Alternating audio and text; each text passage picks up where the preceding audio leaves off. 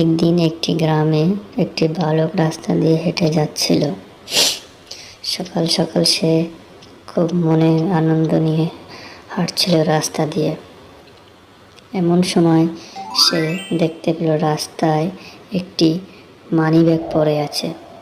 তখন সে মানিব্যাগটি হাতে তুলল, দেখতে পেল মানিব্যাগে অনেক টাকা এবং পাশে একটি চিঠি রয়েছে। তখন সে চিঠিটি মনোযোগ দিয়ে পড়তে লাগলো এবং দেখতে পেল একটা বৃদ্ধ লোকের টাকা। সে তার চিকিৎসার জন্য টাকাগুলো রেখেছে। এরপরে বালকটি তার ঠিকানা পড়তে লাগলো। এবারে বালকটি সেই ঠিকানা অনুযায়ী সে বৃদ্ধ লোকের বাড়ির দিকে রওনা হয়েছে।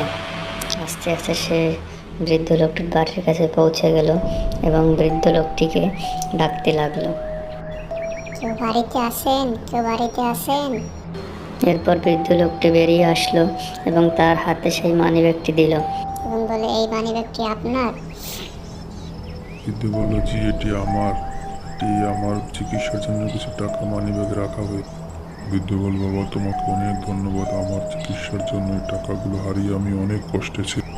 তোমার জন্য দোয়া রইল, তুমি জীবনে অনেক বড় হও এবং ভালো মানুষ হও।